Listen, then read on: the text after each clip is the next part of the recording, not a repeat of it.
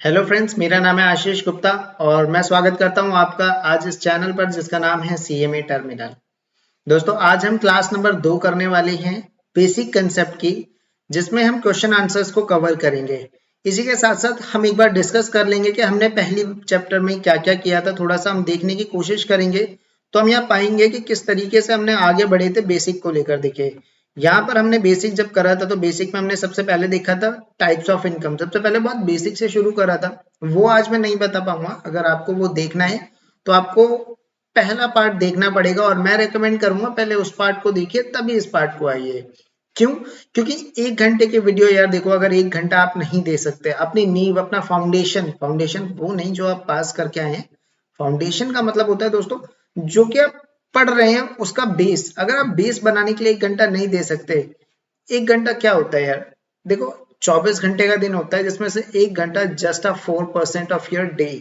अगर आप 4% भी इन्वेस्ट नहीं कर सकते बेस बनाने के लिए, तो आप बिल्डिंग नहीं बना सकते। फिर आप एक्सक्यूजेस दे रहे हैं, इसका मतलब है। राइट, तो मेरे हिसाब से चलेंगे तो ज्यादा अच्छा होगा। मैं आपको एक बार फिर से याद दिला दूं कौन कौन सी चीजें हैं जो हमने प्रॉमिस करी थी कि हम कवर करेंगे। जिसमें हमने बोला था पूरा इंस्टीट्यूट का मटेरियल होगा। सबसे पहले मैं अपने नोट से पढ़ाऊंगा, क्योंकि इंस्टीट्यूट के मटेरियल से आपको क्लैरिफाई करने में एक तरीके की रिसर्च लग जाती है, जिसका टाइम अभी आपके पास है नहीं। ठीक है, बहुत तेजी से हमको चलना है, लेकिन शुरू में थोड़ा स्लो रहना है, सो दैट एनर्जी बनी रहे और चीजें समझ में आती रहे जब हम प्रो टाइप पर जाएंगे। तो सबसे पहले दोबारा देख लेते हैं एक बार। टाइप ऑफ सैलरी हमने देखा था डिटेल में, किस तरीके से आगे मैं बता चुका हूँ। इनकम फ्रॉम हाउस प्रॉपर्टी देखा, पीजीबीपी देखा, इनकम फ्रॉम कैपिटल गेन देखा, और अदर सोर्सेज में हमने कौन कौन से इनकम कवर्ड होती है वो देखी थी। फिर उसमें हमने देखा ग्रॉस टोटल इनकम निकलती है। उसके बाद हमने देखा डिडक्शन निकलता है उसमें से चैप्टर 6A का। और फिर टोटल टैक्सेबल इनकम आती है जिसपे हमने टैक्स पे करना होता है। उसके बाद देखिए, बहुत ही इंपॉर्टेंट पार्ट हमने कवर किया था जिसको कहते हैं हम रेजिडेंशियल स्टेटस। यहाँ पर आप देख सकते हैं सेक्शन 6 के अलावा रेजिडेंशियल स्टेटस। देखिए, एक एक लाइन जो मैं यहाँ पर बोल रहा हूँ ना, पूरा एक टॉपिक है।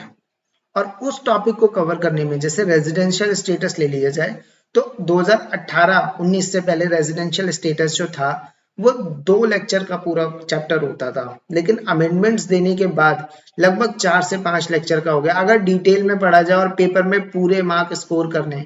इसके बिना आप कोई टैक्स कैलकुलेट नहीं कर सकते। मैं ये बोलूंगा कि वो रेजिडेंट है, ऑर्डिनरली रेजिडेंट है, या नॉन ऑर्डिनरली रेजिडेंट है, या फिर वो नॉन रेजिडेंट है।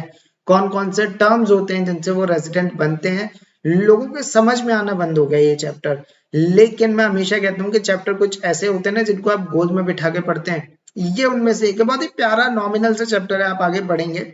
ठीक है, कुछ टैक्स रेट में भी जो अगला चैप्टर हम कवर करेंगे उसमें भी इसका जरूरत पड़ेगा, तो हम डिस्कस छोटा सा हिस्सा करेंगे। फिर हमने प्रीवियस ईयर देखा, असेसमेंट ईयर देखा, हमने देखा इनकम कौन कौन सी होती है, जिसमें real income, gross total income और टोटल टैक्सेबल इनकम हमने देखा था। हमने प्रीवियस ईयर में देखा पर्सन कौन होता है, एसएससी कौन होता है असेसमेंट ईयर में, वो हमने पढ़ा। बहुत सारे शब्द थे। ठीक है, और मैं आपको बता दूं, देखिए इंस्टीट्यूट के मटेरियल में भी अगर आप पढ़ने की कोशिश करेंगे ना, तो ऐसे ऐसे शब्द दे रखे हैं जिनका आप इस्तेमाल नहीं समझ पाएंगे। तो उसके लिए अगर आपको दिक्कत है तो आप मुझे बता दीजिए। जो लोग यूट्यूब पर देख रहे हैं उनको मैं बता दूं, आप लोग कमेंट में बता सकते हैं। अगर आपको इंस्टीट्यूट के मटेरियल में कोई प्रॉब्लम है तो हम एक छोटा सा वीडियो अपलोड कर देंगे उसको लेकर भी, जिसमें एक एक वर्ड, जो इंग्लिश के वर्ड्स है जो समझ में नहीं आते हैं, उनकी मीनिंग के साथ हाईलाइटेड करा हुआ पूरा, बच्चे पढ़ते हैं ना आईपैड पर जैसे, वैसे देकर पूरा क्लियर कर देंगे।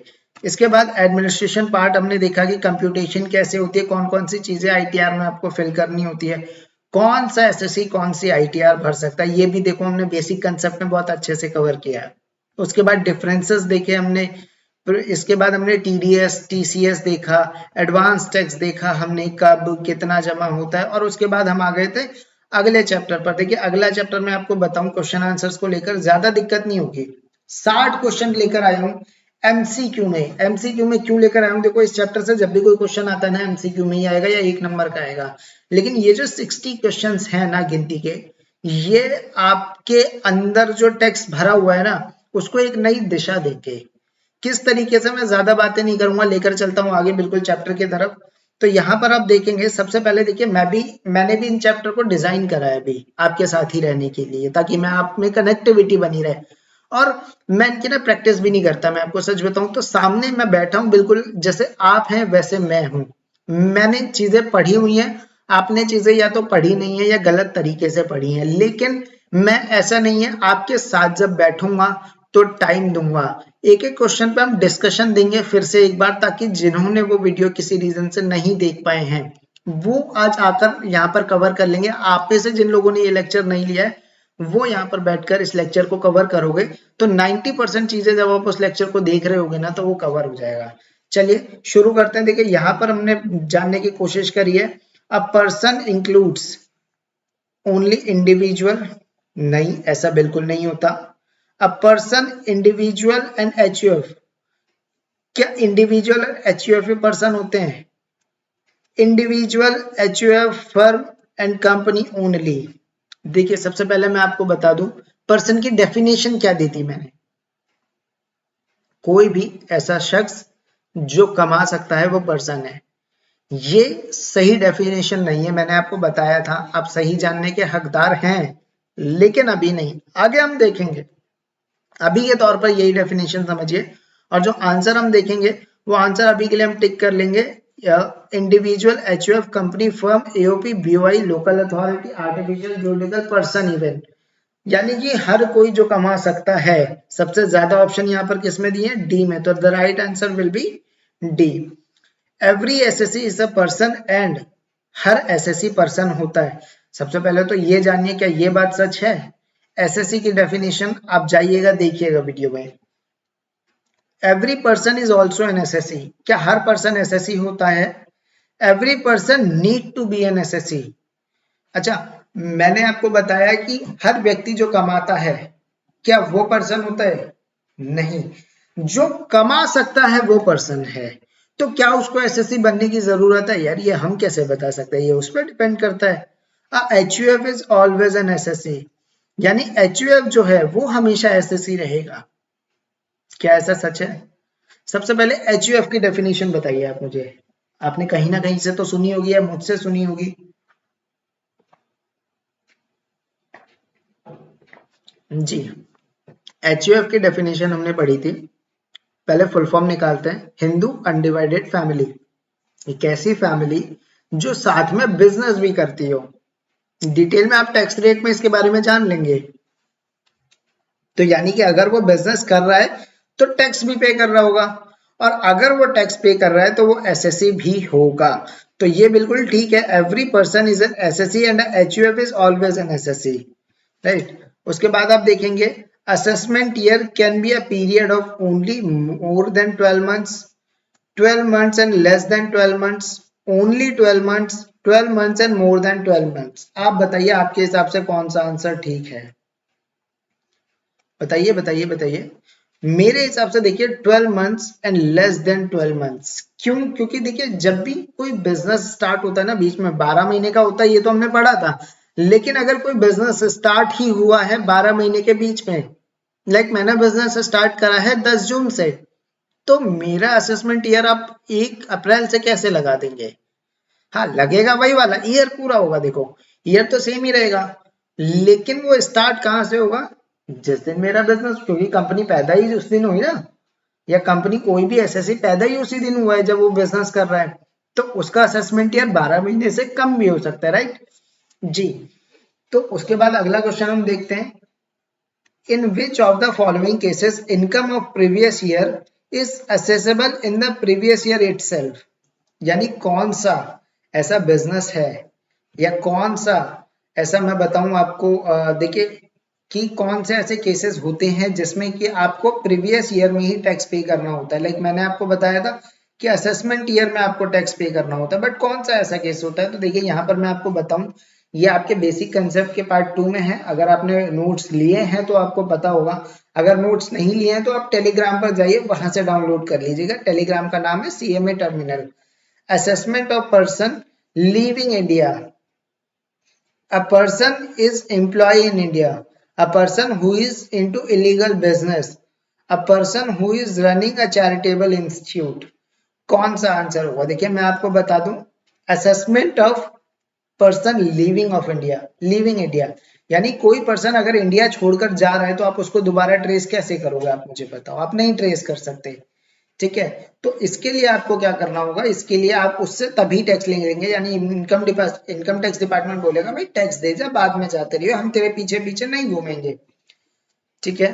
उसके बाद पांचवा क्वेश्चन आप देखेंगे, in which of the following cases SSC officer has the description of SSC assess to income of previous year in previous year itself, और यहां तक तो देखिए क्वेश्चन सेम ही है, और in the subsequent assessment year you may take more than one answer, यानी एक से ज्यादा आंसर दिया जा सकता है। तो मैं आपको बताऊं, देखिए आधा क्वेश्चन तो सेम ही है, लगभग पूरा ही सेम है। एक तो शिपमेंट बिजनेस होता है क्योंकि वो नॉन रेजिडेंट है, एक तो जा रहा है दोबारा नहीं पता कब आएगा, बाहर का कोई व्यक्ति था, गया आया बिजनेस किया और वापस जा रहा है, तो क्या ऐसा गारंटी है वो दोबारा आएगा? बिल्कुल गारंटी नहीं है। इसके अलावा आप देखेंगे assessment of association of person of body of individual formed for a particular event of purpose. ठीक है। इसके अलावा आप अगला जो देखेंगे क्वेश्चन, दो और ऑप्शन है हमारे पास, assessment of person likely to transfer property to avoid tax, या फिर डिसकंटिन्यूड बिजनेस। तो मैं आपको बता दूं, देखिए डिसकंटिन्यूड बिजनेस यानी आप बिजनेस बंद कर रहे हैं, तो भी इनकम टैक्स डिपार्टमेंट में जो ऑफिसर्स हैं उनके पास राइट है कि वो आपसे बीच में ही टैक्स कैलकुलेट कर सकते हैं। इसके अलावा assessment of person likely to transfer property to avoid tax, अगर आप प्रॉपर्टी ट्रांसफर कर रहे हैं टैक्स अवॉइड करने के लिए, तो भी आपको यहाँ पर बीच में ही टैक्स लिया जा सकता है कि प्रॉपर्टी ट्रांसफर कर रहे हो ठीक है, लेकिन अभी तक आपके पास जो प्रॉपर्टी थी उससे आपने जो भी कमाया उस पर टैक्स पे कर दो एक बार। ठीक है। ठीक है। सिक्स्थ क्वेश्चन आप देखेंगे, all SSC are required to follow, यानी एसएससी को रिक्वायर्ड क्या होता है फॉलो करने के लिए, uniform of previous year which must be calendar year only, uniform previous year which must be financial year only, any period of 12 months. क्या ऐसा हो सकता है कि आप कोई भी 12 महीने चूज कर लो अपने लिए? नहीं। Period starting from 1 July to 30 June only. आप बताइए कौन सा आंसर होगा? मेरे हिसाब से फाइनेंशियल ईयर होगा, और आपके हिसाब से भी फाइनेंशियल ईयर ही होना चाहिए, बिल्कुल फाइनेंशियल ईयर ही होना चाहिए। क्यों होना चाहिए? क्योंकि फाइनेंशियल ईयर ही प्रीवियस ईयर होता है, फाइनेंशियल ईयर ही ये असेसमेंट ईयर होता है, जो कि 1 अप्रैल से 31 मार्च तक चलता है। ये बात आपने पढ़ी हुई है बेटा, बुक उठाओ, नहीं पढ़ी तो आप थे पिछले लेक्चर में। ठीक है, तो उठानी पड़ेगी आपको बुक, बिल्कुल उठानी पड़ेगी। ठीक है। ठीक है। सातवां क्वेश्चन देख लेते एक बार, year in which income is taxable is known as dot dot dot, यानी कि डैश दे दिया है, and year in which income is earned is known as, यानी कि जिस साल में पैसा कमाया, जिस साल की इनकम टैक्सेबल होती है, या फिर कह सकते हैं या जिसमें टैक्स पे किया जाता है, उन साल को क्या कहा जाता है? Previous year and assessment year, previous year and previous year, assessment year and assessment year, assessment year and previous year. अब आप मुझे बताइए कौन सा आंसर ठीक है। देखिए सीक्वेंस में भरना है, तो पहले में टैक्सेबल इनकम कौन से साल में दी जाती है और कमाई कौन से साल में जाती है दूसरे में, तो ये वाला आंसर जो है वो ठीक होगा। जिस साल में आप पैसे कमाते हैं उसको बोलते हैं प्रीवियस ईयर, जिस साल में आप टैक्स पे करते हैं उसको बोलते हैं असेसमेंट ईयर। ठीक है। तो मैं चाहूंगा एक बार आप देख लें इसको कस के, सवाल को ध्यान से पढ़िए ताकि आप टाइम दे सके। ये सवाल बहुत ही ज्यादा इंपॉर्टेंट है और मैं कहूंगा रट्टा मार लीजिए थोड़ा सा। ठीक है।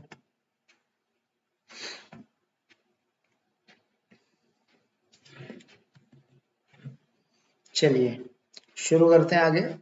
आठवां question, income tax extend applies to whole of India, whole of India except Jammu Kashmir, whole of India except EEG, whole of India except says.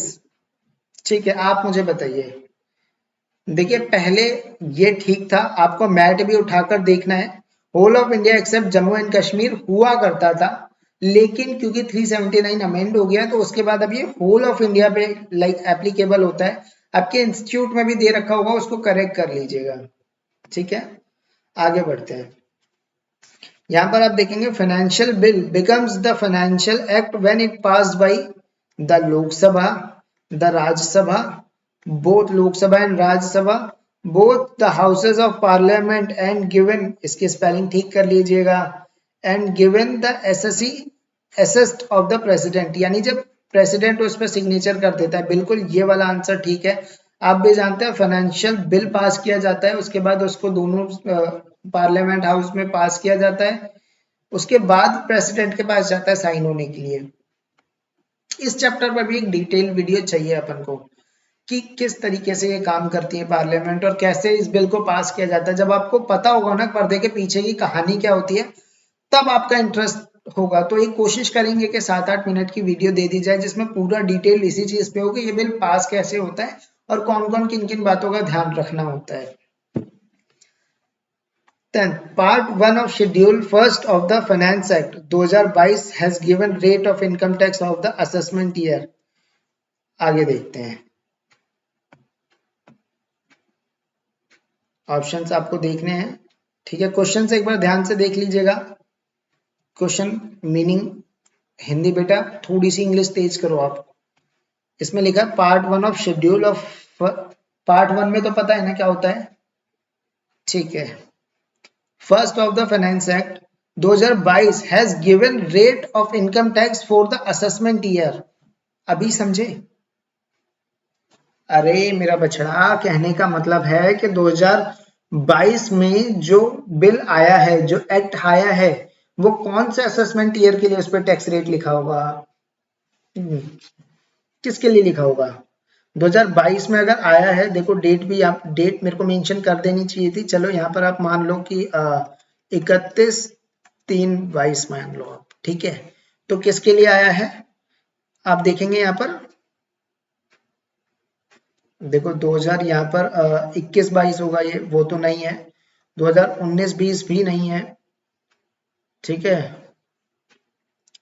Option देखो, क्या कह रहे हो? हाँ सही कह रहे हो।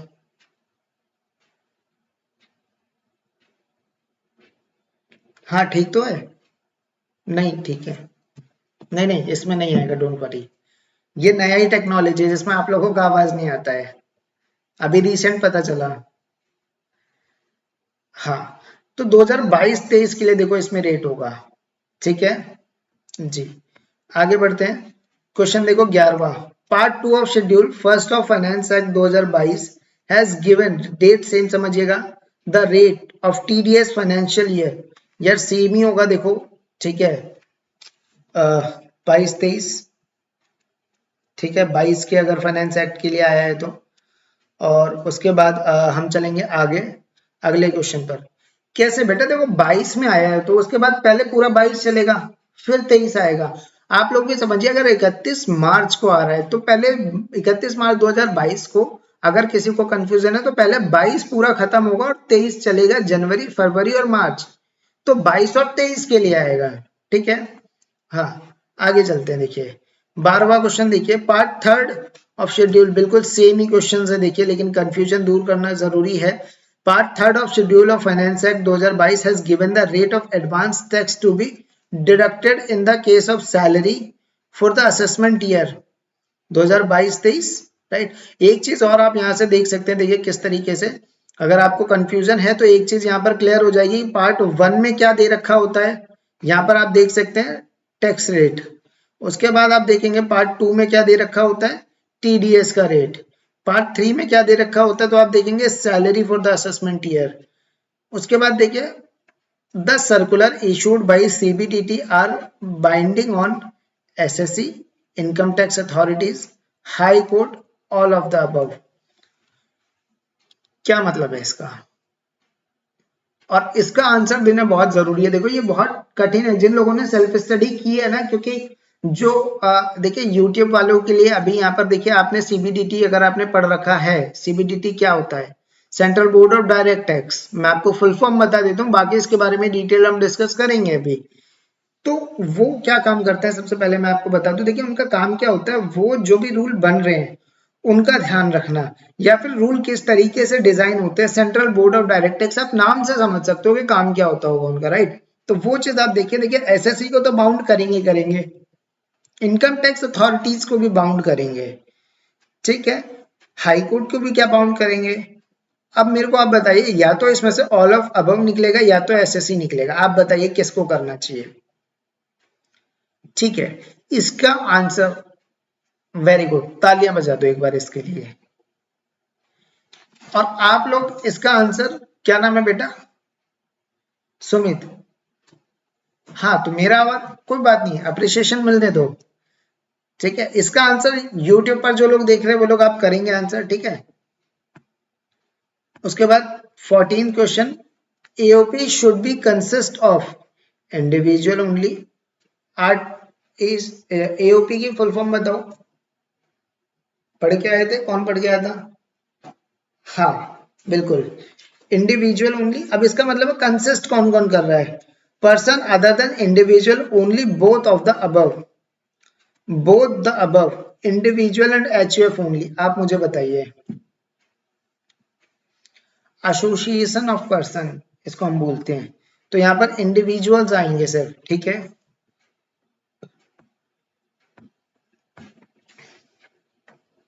Body of the individual should consist of, ठीक है, बॉडी ऑफ इंडिविजुअल यानी बीओआई हमने पढ़ा था। इंडिविजुअल आएगा इसमें सिर्फ, person other than individual only, both the above, individual and HUF. नहीं, देखो इसका जो सही आंसर होगा ना वो बोथ ऑफ अबव होगा, गलत बोल रहे हो इस बार तुम। बॉडी ऑफ इंडिविजुअल का मतलब हो जाता है यहाँ पर कि हाँ,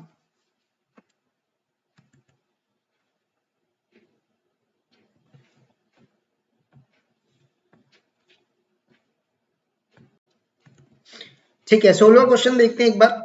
A new business was set up on 13 January 2023 and it commenced its business from 1 to 2023। यानी कि उन्होंने अपना बिजनेस सेटअप तो कर लिया था 13 जनवरी 2023 से, लेकिन बिजनेस स्टार्ट किया था 1 फरवरी 2023 से। The first previous year in this case shall be. आप मुझे बताइए इनके लिए प्रीवियस ईयर कौन सा होगा? 13/1/2023 से 31/3/2023, या 1/2/2023 से 31/3/2023, 22/23, या 1/4/2022 से 31/3/2023? आप मुझे बताइए। देखिए ये और ये आंसर तो सेम ही है, तो इन दोनों को ही काट दिया जाएगा यहाँ पर, ठीक है, इनका कोई फायदा है भी नहीं। अब जो डाउट खड़ा करता है वो या तो ये करता है या तो ये करता है। आप मुझे बताइए। देखिए मेरे हिसाब से जो राइट आंसर होना चाहिए ना वो ये होना चाहिए। मैंने आपको बताया ना क्यों होना चाहिए, क्योंकि बिजनेस चल किस तरीक से रहा है, पैसे कब से आने शुरू हो रहे हैं, बिजनेस तो तभी मानोगे ना। सेटअप तो मेरा 10 साल पहले से मैंने सेटअप करके रख रखा है, लेकिन मैं कमा ही नहीं रहा, तो मेरा क्या प्रीवियस ईयर स्टार्ट कर दोगे आप मुझे बताओ। नहीं होगा ऐसा बिल्कुल, ठीक है। आगे बढ़ते हैं, देखिए आगे क्यों बढ़ना है, आप देखिए 18वां क्वेश्चन यहीं बगल में आपका इंतजार कर रहा है। आई एम सॉरी, 16 के बाद सीधे 18वां दे दिया गया, नंबर में थोड़ी सी मिस्टेक है। 18वां क्वेश्चन, ठीक है। The basic source of income tax law is income tax act 1961, income tax rule 1962, circulars and notification, judgement of court. इसने क्या पूछा? The basic source. Basic source कौन सा है? इनकम टैक्स एक्ट, ठीक है। इनकम टैक्स एक्ट ही basic है, उसके बाद चीजें निकल कर आ रही हैं। आपको ये सारी पढ़नी है। अगर आपसे कोई कहता है ना इनकम टैक्स एक्ट पढ़ना है, बोल देना भाई साहब आशीष सर से क्लासेस ले लो एक बार जाकर। क्यों? क्योंकि अमेंडमेंट आएगी तो नहीं पढ़ोगे, कोई अपडेट आएगा तो नहीं पढ़ोगे, आप मुझे बताओ। बिल्कुल पढ़ना पड़ेगा। तो वो सारी चीजें कहाँ होंगी? वो होंगी आपकी रूल्स में, या फिर सर्कुलर्स में कोई नोटिफिकेशन निकलेगा, या जजमेंट अगर कोर्ट का आ गया तो वो भी लॉ बदल देता है। हाँ, आप कई बार देखोगे, अभी केस स्टडीज भी हम कवर करेंगे एक एक करके। लास्ट में ना सारी केस स्टडी पढ़नी होगी, पेपर में नंबर मिलते हैं। अगर आपका 10 नंबर का क्वेश्चन है ना, तो उसमें से 3 नंबर केस स्टडी के मिलते हैं। केस स्टडी लिखनी बहुत अच्छे तरीके से आनी चाहिए। देखो बट डिग्री नहीं होगी, वकील तो बना दूंगा मैं यहाँ पर आपको। हाँ, इनकम टैक्स ऑफिसर भी बना दूंगा, बस डिग्री नहीं होगी आपके पास, तो आप कर भी नहीं पाओगे। उसके लिए आपको सीएमए बनना पड़ेगा। हाँ, 19वां क्वेश्चन आप देखेंगे, a domestic company means. Domestic company का मतलब क्या होता है? डेफिनेशंस पढ़े थे ना। Only an Indian company, both Indian company and foreign company having a branch in India. Both Indian company and a foreign company which has made the prescribed arrangement for declaration and payment of dividend in India, the income chargeable to tax in India। आप मुझे बताओ। नहीं नहीं, पढ़ लो, आराम से पढ़ लो, मेरे को कोई जल्दी नहीं है। हाँ, स्क्रीन दिख रही है, पढ़ लो आप। बच्चे बुक क्यों देख रहे हो? आपको दिख तो रही है स्क्रीन, तो फिर आगे बैठा करो। और इतनी बड़ी स्क्रीन है, आपको नहीं दिखेगा, मैं नहीं मान सकता। आगे बैठा करो, ठीक है? हाँ, पढ़ लो।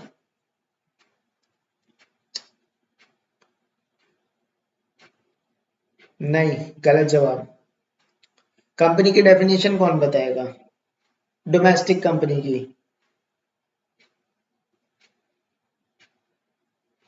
याद करके आना तुम लोग। पहला होमवर्क है, लिख लिख लो, पहले नोटबुक में लिख लो।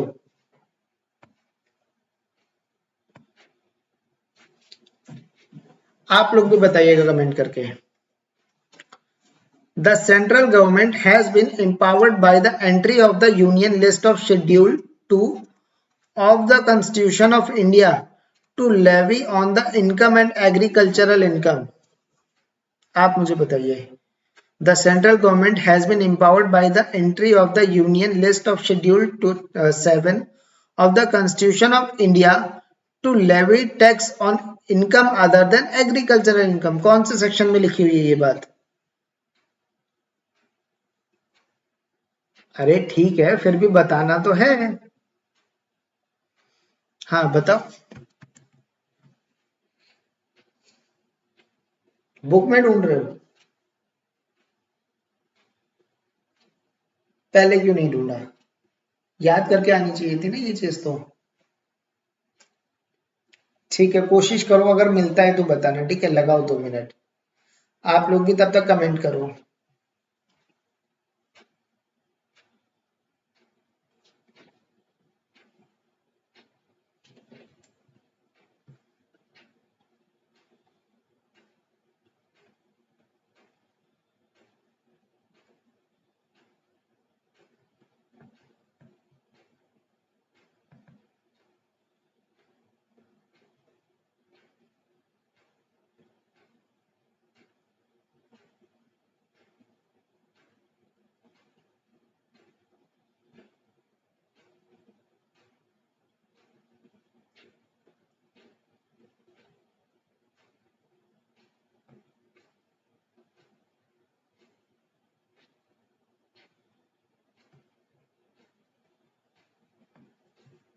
जी,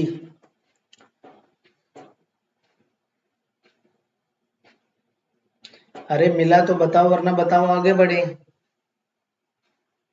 बेटा सेक्शन याद करना बहुत जरूरी है। ऐसा मत सोचना सेक्शन याद नहीं करना। कौन बोला तुमको? अच्छा, तुम्हारा दूसरा अटेम्प्ट है क्या? नहीं, सेक्शन याद करना है। आपको नहीं करना है, वो हम करवा देंगे। सेक्शन याद करना जरूरी है, लेकिन आपको नहीं करना। हम पढ़ाएंगे इस तरीके से कि आपको सेक्शन याद हो जाएगा। ठीक है? हम्म। ठीक है, अगला क्वेश्चन देखो, कोई बात नहीं, पढ़ के आना। सुप्रीम कोर्ट, बस रख दो। Supreme courts decision is binding on counts, appellate tribunals, income tax authorities, all of above. देखो, सुप्रीम कोर्ट के आगे सुप्रीम है। आप चाहे लॉ पढ़ोगे, जिसमें कंपनी लॉ आप पढ़ोगे या कोई भी लॉ पढ़ोगे, चाहे इनकम टैक्स एक लॉ पढ़ोगे, ठीक है? ऑल ऑफ द अबव कर देना, ऐसा कोई क्वेश्चन है। इसीलिए उसको सुप्रीम बोला जाता है, इसीलिए सुप्रीम बोला जाता है उसको। ठीक है, आगे बढ़ते हैं। High court decision is not binding on tribunal, SSC, income tax authority, none of the above. देखिए, हाई कोर्ट वैसे तो कहने को कर सकता है, लेकिन इनकम टैक्स पे कभी बोलता नहीं है। ठीक है? करने को देखो, वो इन्हें भी कर सकता है, इन्हें भी कर सकता है, इन्हें भी कर सकता है, और आंसर होगा ये। लेकिन हाई कोर्ट को बहुत कम देखा गया है बोलते हुए। जब भी वो बोलता है तो सुप्रीम कोर्ट में अपील पहुंच जाती है। ऐसे छोटे मोटे मैटर्स के लिए होता है हाई कोर्ट। इनकम टैक्स बहुत बड़ा डिपार्टमेंट हो जाता है। ठीक है? तो उसके लिए आपको क्या करना है, हाई कोर्ट का क्वेश्चन आएगा ही नहीं, मैं बोलता हूँ, मैं गारंटी देता हूँ नहीं आएगा। ठीक है, केस स्टडीज ही नहीं है, बहुत कम, एक दो केस स्टडीज आपको मिलेंगी।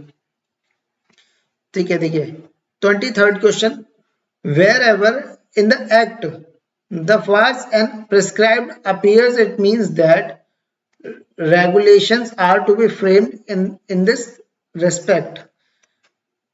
Rules have been framed in this respect. Regulations were earlier framed in this respect and regulations are framed in this respect. हाँ, क्वेश्चन समझ लो पहले, मैं भी यही हूं। तुम बार बार बुक क्यों खोल लेती हो बेटा, आगे आकर बैठो।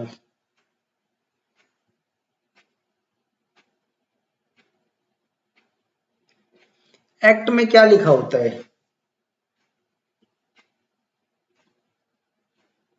नहीं, देखो, आप गलत पढ़कर आए हो, इट डजंट मीन कि आप बाकियों को डिस्टर्ब करोगे, ये आप गलत कह रहे हो।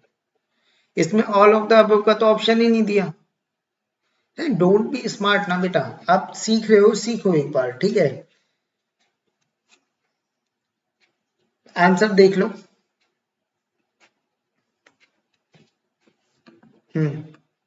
ठीक है, हाँ कह सकते हैं ऐसा कि ये बेसिक कंसेप्ट से थोड़ा बाहर का क्वेश्चन है, लेकिन कवर्ड होगा तो एमसीक्यू में यही कवर हो जाएगा। Who amongst the following discuss on the power to issue circulars and clarification? IT Act, central government, CBDT, state government. आप मुझे बताओ, सर्कुलर कौन पास करेगा? सीबीडीटी पास करेगा, हमने पढ़ रखा है। The year in which the income is earned is known as previous year. All SSC are required to follow uniform the previous year in which must be calendar. ये हम क्वेश्चन कर चुके हैं, रिपीटेड है, ठीक है। टिक करके आगे बढ़ना ज्यादा समझदारी होगी। ये क्वेश्चन देखिए, बड़ा अच्छा क्वेश्चन है। Under the income tax act 1961 the term SSC means a person, क्या बताया था मैंने? Who is an assessee in default. ये देखिए, अभी आपने थोड़ा सा मैंने डेवलप करने की कोशिश करी, मैंने जैसा बोला था आपको आगे पता चलेगा एसएससी की definition. Who is an assessee in default, यानी कि कोई भी ऐसा व्यक्ति जो इनकम टैक्स से जुड़ा हुआ है, चाहे उसे किसी और का टैक्स पे करना हो, चाहे उसे कोई रिफंड लेना हो, कोई भी है जो इनकम टैक्स से जुड़ा हुआ है किसी भी डिफॉल्ट से, वो ही एसएससी होता है। सही डेफिनेशन ये है, ठीक है। आगे चलिए, 28वां, Ram and company LLP falls under category of person as defined under income tax act 1961। Ram and company कौन होगा, आप मुझे बताओ। एलएलपी है, ये याद रखिएगा। एलएलपी को कैसे ट्रीट किया जाता है, आप मुझे बताइए। एलएलपी को हम फर्म की तरह ट्रीट करते हैं, ठीक है। आप इस पर भी लगा सकते हैं, इस पर भी लगा सकते हैं, बट राइट आंसर यही है बेटा। हाँ, राइट आंसर यही होगा। Municipal party of Delhi falls under, municipal party किस में आती है? लोकल अथॉरिटीज में आती है। Amendments made by the Financial Act, the applicable from unless otherwise provided itself first day of next financial year, first day of same financial year, last day of same accounting year. Accounting year कौन सा होता है? कोई year accounting year नहीं होता बेटा, जब से चाहो तब से स्टार्ट कर सकते हो। नन ऑफ द अबव कौन सा होता है? First day of next financial year. यानी कि देखो, मैं आपको बताऊं जनरली होता क्या है, 1 फैब को, यानी 1 फैब को किसी भी ईयर में बिल पास करके बता दिया जाता है ये अमेंडमेंट्स हैं या ये चीजें होंगी, और 1 अप्रैल से उसको लागू होना होता है, ठीक है जी। आगे बढ़ते हैं, तो 1 अप्रैल का अगले साल का ही तो लगाओगे फाइनेंशियल ईयर का। 30 क्वेश्चन है, amendment made by the financial act are applicable from unless otherwise provided itself. यानी कि amendment made by the financial act applicable from कब से होगा? सेम आंसर देखो, first day of next financial year. Income tax charge on the total income of the previous year in financial year, assessment year, previous year, accounting year. The right answer is assessment year. Financial year क्या होता है? Financial year तो previous year भी था। 31वां question, income taxes charge on the total income of the previous year in, same repeated question. Income tax in India charge at the rates prescribed by, किस में prescribed होते हैं? Financial act में, income tax act में, A और B दोनों में, या फिर मिनिस्ट्री ऑफ फाइनेंस में, फाइनेंस एक्ट में। Previous year is defined in section 234। Sections याद करने के लिए बोला था, इंपॉर्टेंट था। आप लोगों को भी बोला था, वीडियो देखी थी या पहले कहीं पढ़ा हुआ है? प्रीवियस ईयर किस में डिफाइंड है? सेक्शन 234 में या सेक्शन 29 में? देखो 3 और 4 में। बताओ बताओ। स्पेशली बताया गया था, स्पेशली सेक्शन 3 में। Very good. First previous year in case of business profession newly set up on 31/3/2022 would be। बताओ, अब बताओ, बताओ मुझे। क्वेश्चन देख रहे हो, 31 मार्च को ही हो गया 2022 में बिजनेस सेटअप, ठीक है। अब आप मुझे बताओ, स्टार्ट फ्रॉम 1 अप्रैल 31 मार्च 2023 तक, स्टार्ट फ्रॉम 31 मार्च 2022 से end of 31 March 2022, start from 1 January 31 March 2022, start from 1 January and it will and 31 December 2021, sorry 1 जनवरी 2022 से 31 दिसंबर 2021। ये तो कुछ बना ही नहीं, देखो इसे तो पहले ही गलत कर दो। और स्टार्ट फ्रॉम 1 जनवरी 2022 से 31 मार्च 2022, ऐसा भी कुछ नहीं है, 1 साल तो हो कम से कम। 31 मार्च 2022 से 31 मार्च 2022, ये वाला होगा आंसर। बहुत ही, आंसर पढ़ते तो क्वेश्चन सिंपल हो जाता। अगर मैं यहाँ पर एक ऑप्शन दे देता ना, या एक ऑप्शन होना चाहिए था जिसमें 23 और 24 होता, तो आपको कंफ्यूजन पैदा हो सकती थी। लेकिन याद रखिए, बिजनेस हो गया ना स्टार्ट पिछले साल में, एक दिन चला, एक दिन की रिटर्न आपको भरनी पड़ेगी। Under income tax act partnership firm, ये फर्म है, फायर नहीं है, includes limited liability partnership, 1 person company, limited liability company, association of person. पढ़कर आए हो? एलएलपी बोला जाता है जिसको। ये देखो, under income tax act partnership firm, partnership firm किस में कैलकुलेट होती है बेटा? एलएलपी तो खुद फर्म होती है, 1 पर्सन कंपनी होगी नहीं क्योंकि पार्टनरशिप चल रही है। और लिमिटेड लाइबिलिटी कंपनी, पैसा कुछ हो नहीं सकता, तो एसोसिएशन ऑफ पर्सन ही हुआ। Common sense. ऑप्शन पढ़ लोगे तो आंसर आ जाएगा, पेपर में कंफ्यूज नहीं होना है। ऐसा ही होता है कई बार, क्वेश्चन आंसर्स पढ़ने के बाद आंसर निकलता है। AOP should be consist of, question हम कर चुके हैं। Body of individual should consist of, question हम कर चुके हैं। आंसर आप देख लीजिए, ए है यहाँ पर, मैंने आपको दिया था, ठीक है। A person become a member HUF by, कैसे बनता है? कॉन्ट्रैक्ट करके, अग्रीमेंट करके, पॉपुलैरिटी से या स्टेटस से?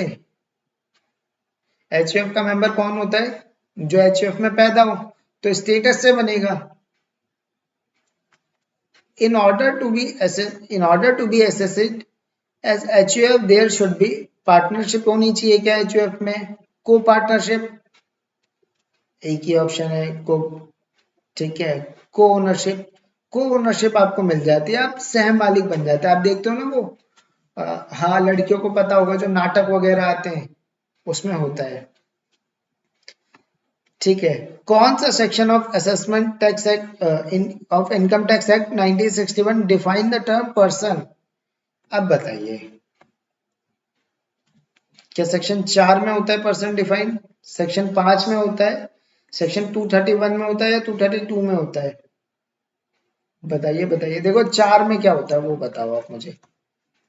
बिल्कुल, मैंने आपको पढ़ाया था कि चार्ज होता है, ठीक है। 5 में क्या होता है? इनकम होती है। 231 और 232 में आपको कंफ्यूजन है। सोचो, देखो यही तो काम है। ये तो मैंने स्पेशली बोला था पढ़ के आने के लिए आप लोगों को। हाँ, यही पढ़ना था आपको, ठीक है। इसको सेक्शन बताओ। Section must be one in which two or more person join in a in for common purpose or common section with the object of earning income in profit or gain. बताओ, partnership होगी, को ownership होगी, body of individual होगा या association of person होगा? ठीक है, एक बार दोबारा देखो, must be in which two or more person, क्या आ रहा है यहाँ पर? पर्सन ज्वाइन फॉर द, देखो अगर यहाँ पर इंडिविजुअल्स होता तो मैं एसोसिएशन ऑफ पर्सन या बॉडी ऑफ इंडिविजुअल के बारे में सोचता। यहाँ पर आप पार्टनरशिप बोल सकते हो अगर वहां पर पार्टनरशिप लगा हो तो, अदरवाइज नहीं बोलोगे। तो यहाँ पर क्या आएगा, आप देखो एसोसिएशन ऑफ पर्सन आएगा, सॉरी इस पे क्लिक करना है, ठीक है, एसोसिएशन ऑफ पर्सन होगा। अरे बाबा नीचे आ जाओ, क्यों होगा बेटा? मैंने आपको एसोसिएशन ऑफ पर्सन की डेफिनेशन बताई थी, पर्सन कोई भी हो सकता है।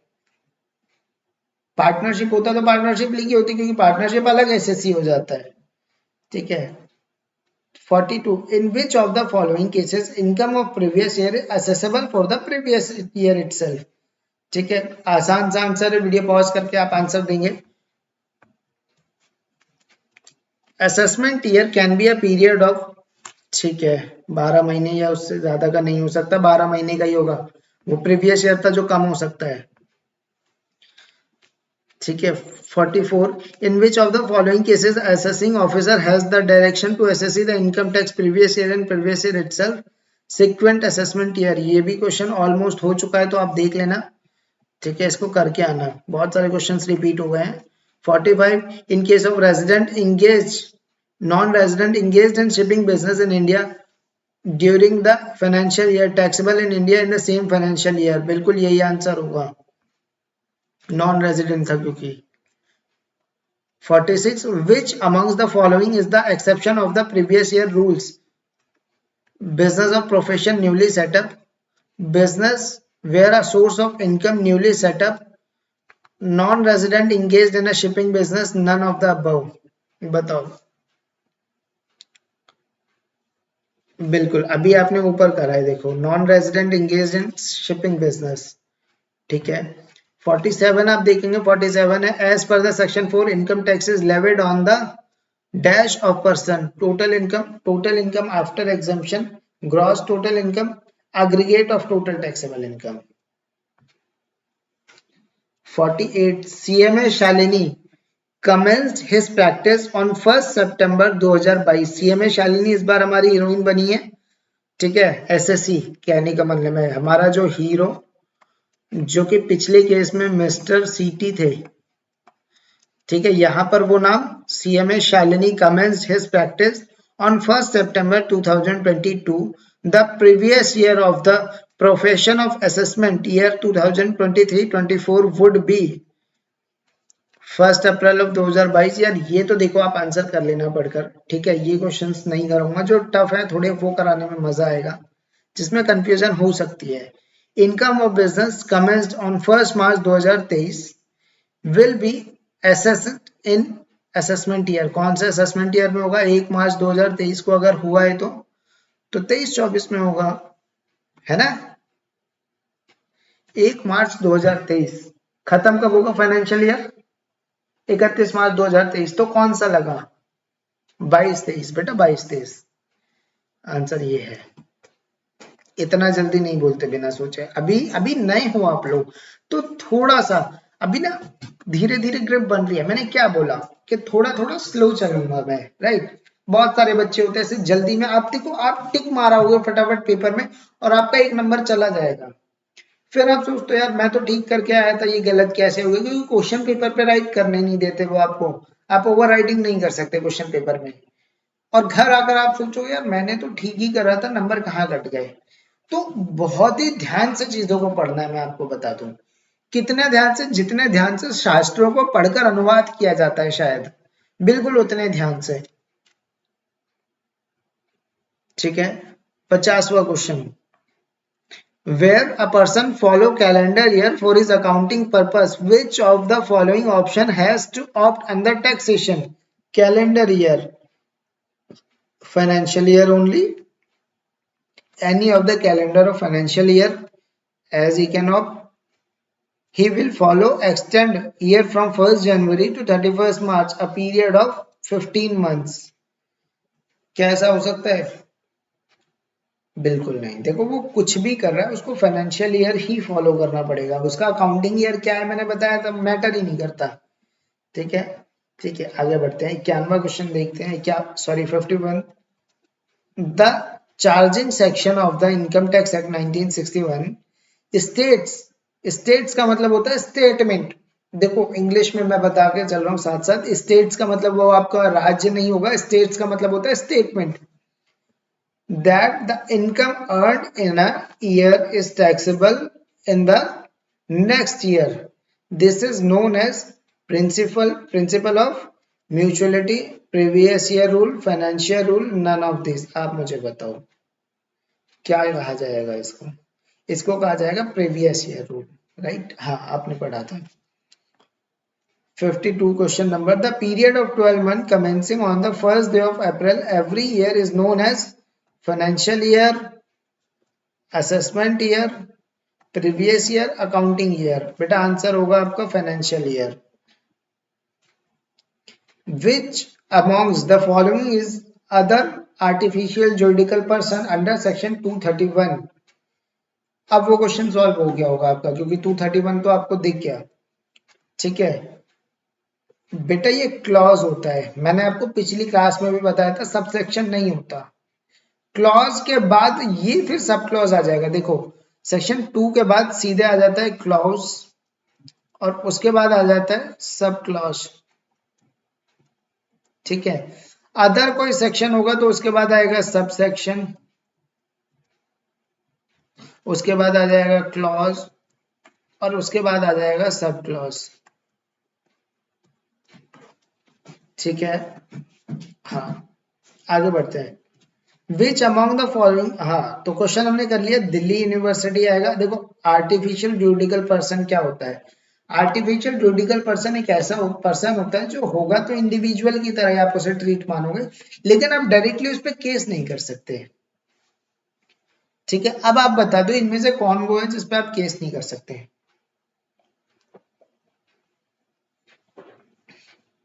बिल्कुल किसी पे नहीं कर सकते, सही बात है आपकी। लेकिन मैंने आपको बताया था, देखिए जो डिस्ट्रिक्ट बोर्ड है या फिर म्युनिसिपैलिटी है वो क्या होंगी? वो तो आपकी हो गई local authority.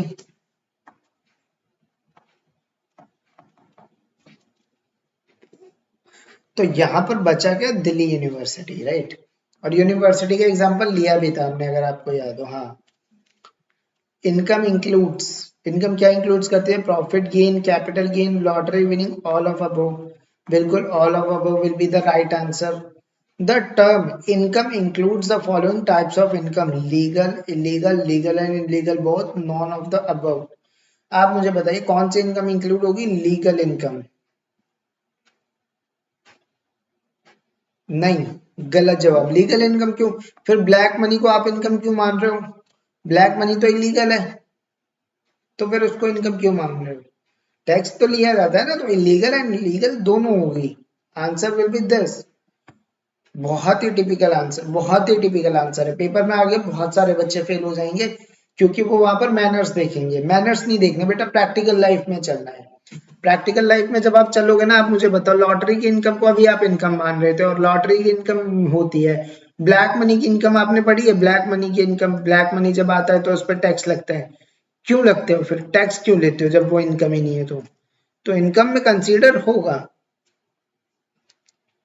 Which of the following income is not includes in the term income under the income? Profit and gain, dividend, profit in the lieu of salary, reimbursement of traveling expenses. आप मुझे बताइए, इसमें पूछा गया under the income act 1961, income tax act में कौन सी include नहीं होगी? Not include. आप मुझे बताओ। देखो प्रॉफिट एंड गेन तो करते हो, डिविडेंड भी करते हो अदर सोर्सेस में, profit in lieu of salary, reimbursement of travelling expenses, ये तो रिम्बर्समेंट ले रहे हो ना बेटा आप।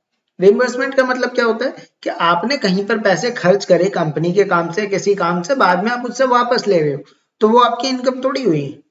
बिल्कुल। ठीक है, आगे चलते हैं। 57 tax rate of normal income as prescribed in the income tax act 1961, income tax rules 1962, normal income के बारे में पूछ रहा है, finance act of the current year, CBDT circulation, the answer will be this. आप पढ़ेंगे इसके बारे में जब हम करेंगे ना टैक्स रेट, उसके साथ है ये कवर्ड होगा। 58 according to the section 2 clause 24 definition of income is inclusive, exclusive, descriptive. आप मुझे बताइए, क्वेश्चन समझ में आ रहा है ना? हाँ, समझा दो जरा, दीदी है, दीदी को समझा दो। हाँ बताइए। 224 पढ़ाया था बेटा मैंने, बिल्कुल पढ़ाया था। इनकम में इंक्लूसिव बताता है, इंक्लूसिव, ठीक है। एमसीक्यूज में इतना टाइम दोगे ना तो वाट लग जाएगी। एमसीक्यूज ना सबसे, देखो एमसीक्यूज सबसे एंड में करने चाहिए एग्जाम के, रीजन बताऊंगा कभी फ्री होऊंगा तो। Which amongst the following is not head of income? Salaries, income from house property, capital gain, income from export. The right answer will be income from export. ऐसा कोई head हमने पढ़ा था क्या? नहीं पढ़ा था, तो right answer होगा D। ठीक है। 60वां question, compensation of account of loss and profit in revenue receipt, capital receipt, revenue expenditure, capital expenditure. देखो इसको अभी आप छोड़ दो कि हमने अभी तक कवर नहीं करा है इसको। अगर आपने अकाउंट्स पढ़ी तो उसमें कवर कर रखा होगा, बट यहाँ पर मेरा फर्क है, इनकम टैक्स अलग है, अकाउंटिंग के हिसाब से नहीं जा सकते आप। ठीक है, तो इस क्वेश्चन को अभी हम छोड़ देते हैं। और बेसिकली यहाँ पर ये वीडियो तो अभी देखो मैं कर देता, लेकिन बहुत सारी बातें करनी थी आपसे। कोई भी दिक्कत अगर आपको है, कोई क्वेश्चन सॉल्व नहीं हो रहा है, तो आप टेलीग्राम में पोस्ट कर दे सकते हैं, डाउट सेशन में आपको आंसर मिल जाएगा। कॉल अवेलेबल है, व्हाट्सएप पे कोई फैसिलिटी अवेलेबल नहीं है। मैं बहुत क्लियरली बोल दूं, व्हाट्सएप पे रिप्लाई नहीं मिलेगा, टीम रिजेक्ट कर देगी, देख के छोड़ देगी मैसेज को। ठीक है, इसके अलावा और भी अगर आपको कोई एक्स्ट्रा मटेरियल चाहिए तो उसके लिए आप पूछ सकते हैं, टेलीग्राम पर पूछ सकते हैं, या कहीं पर भी आपको जहां मैं मिल जाऊं वहां पूछ सकते हैं, सिवाय व्हाट्सएप के। व्हाट्सएप मेरे पास नहीं है, नंबर आपको डिस्क्रिप्शन में मिल जाएगा। थैंक यू सो मच यहाँ तक रहने के लिए। होप आप अच्छा परफॉर्म करेंगे, मेरी शुभकामनाएं आपके साथ हैं। अगला जो हमारा चैप्टर होगा वो होगा टैक्स रेट, जिसको हम लगभग 2 से 3 लेक्चर लेंगे कवर करने में। और उन 2-3 लेक्चर में टैक्स रेट आपको मुंह जबानी याद होगा। देखो अगर अभी तक आपने किसी भी टीचर से पढ़ा है और आपको याद नहीं है टैक्स रेट, तो मैं कहता हूँ आपकी गलती नहीं है। टैक्स रेट ऐसा चैप्टर है जो पहली बार में पढ़ने के बाद रिवीजन की भी जरूरत नहीं लेता। कुछ एक्स्ट्रा चीजें आ जाती हैं जिसकी जरूरत पड़ती है, जो शायद एग्जाम में उतना खास हो भी नहीं, हमारे लिए नए सिलेबस वालों के लिए मैं बोल रहा हूँ, उतना खास हो भी नहीं, लेकिन फिर भी हम पढ़ेंगे। क्या पता पेपर में एमसीक्यू में कुछ भी पूछ सकते हैं वो लोग। और उसके अलावा मैं आपको बताऊं तो कह लो कि अगर यहाँ काम नहीं आया ना तो बेस बन जाएगा फाइनल के लिए आपका। ठीक है, वो 2-3 लाइनें होंगी, लेकिन याद करने में आपको कॉन्फिडेंस जो बूस्टअप होगा ना वो बहुत ज्यादा होगा। तो 2 से 3 लेक्चर हम लेंगे टैक्स रेट का, और उसके बाद एक हम फाइनल वीडियो बनाएंगे जिसमें एमसीक्यू के साथ क्वेश्चन, कोशिश करेंगे लॉन्ग क्वेश्चन रखने की, और पूरा कॉन्सेप्चुअल रहेगा। अगर आपको चाहिए कि बेसिक्स में मैं एक बार और पूरी वीडियो लेकर आऊं, जो चैप्टर शायद आपके छूट रखे हैं या फिर जो कॉन्सेप्ट्स आपके छूट रखे हैं उनको मैं इंस्टीट्यूट के मटेरियल से उठा कर रखूं, तो मैं पूरा हाईलाइटेड इंस्टीट्यूट का मटेरियल लेकर आ जाऊंगा आपके सामने। आप मेरे को रिक्वेस्ट करो, मैं बिल्कुल आपके लिए हूँ। देखो मेरा काम है आपको पास कराना, मैंने बोला था पहले ही दिन, we are committed to make you tax expert.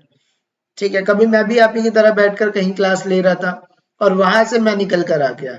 मेहनत करनी पड़ती है, मेहनत आप लोग कर भी रहे हो, जितनी कर रहे हो अच्छी कर रहे हो, थोड़ा और करोगे हो जाओगे।